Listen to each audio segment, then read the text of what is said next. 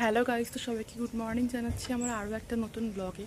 তো এখন বাজে ওই সকাল 8টার মতো। তো আমি রান্না করতে চলে এসেছি, তো সেটাই তোমাদের সঙ্গে চলো শেয়ার করি। তো ভিডিওটি কেউ স্কিপ করো না, ভিডিওটি কন্টিনিউ করো। আই হোপ তোমাদের এই ভিডিওটি দেখতে অনেক ভালো লাগবে।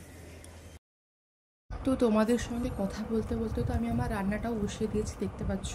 তো একদিকে ভাত বসিয়েছি আর একদিকে মাছ ভাজা বসিয়েছি। তো আজকে আমি রান্নাবান্না করছি মাছের ঝোল আর কলমি শাক ভাজা, লাউ চিংড়ি। তো এটাই লাঞ্চের মেনু। বাট আজকে আমি আমার বাড়িতে যাচ্ছি, তো সেই ব্লগটাই তোমাদের সঙ্গে আমি শেয়ার করব। তো তোমরা ভিডিওটা কন্টিনিউ করো, তোমাদের সঙ্গে আবার বাড়িতে গিয়ে দেখা হচ্ছে। তো বর অফিস যাওয়ার পথেই আমাকে বাড়িতে নামিয়ে দিয়ে তিনি অফিস চলে যাবে।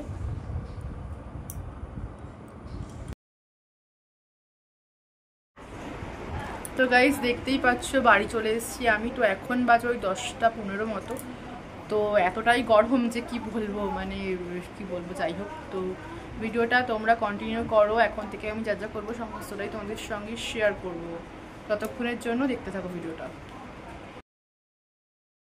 তো বাড়িতে এসে মা, বাবা আর আমি একটা মুভি দিয়েছিল টিভিতে, তো সেটাই দেখছিলাম। দেন এই বাড়িতে আসলে তো আমার কোনো কাজবাজ থাকে না, তো ল্যাদ খেয়ে পুরো দিনটা যায়।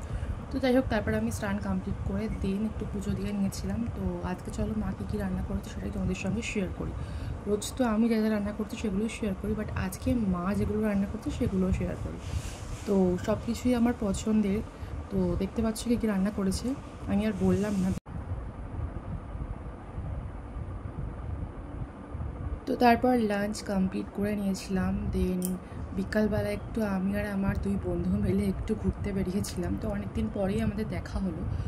তো আমাদের এখানে একটা পার্ক আছে, তো সেখানে গিয়েছিলাম। এখানে গিয়ে আমরা ভীষণ ভালো সময় কাটিয়েছি।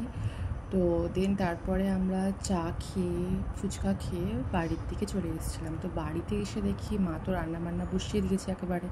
তো একদিকে চিকেনটা বসিয়েছে আর একদিকে রাইস করছে। তো তারপর বর অফিস থেকে আসার সময় নিয়ে এসেছিলো টক দই, তো সেটা দিয়েই এখন ঘোল বানালাম, যেহেতু এখন গরম পড়ে গেছে।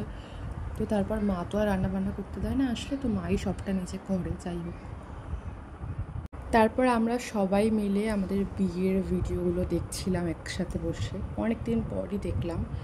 তো বেশ ভালো লাগছিলো। তারপর দিদা আর আমি বসে একটু গল্প করছিলাম, দিদা, মা আর আমি বসে তিনজনে। দেন মায়ের তো রান্নাবান্না কমপ্লিট হয়ে গেছে। তো একদিকে চিকেন ফুটছে, দেখতে পাচ্ছ। তো গাইজ এটা হচ্ছে আমার মা, তোমাদের তো আগের ভিডিওতেই আমি দেখিয়েছি। তো ভিডিওটা এইটুকুনি। ভিডিওটি তোমাদের কেমন লাগলো তোমরা অবশ্যই কমেন্ট করে জানিও। দেখা হচ্ছে নেক্সট কোনো ব্লগে। ততক্ষণের জন্য টাটা।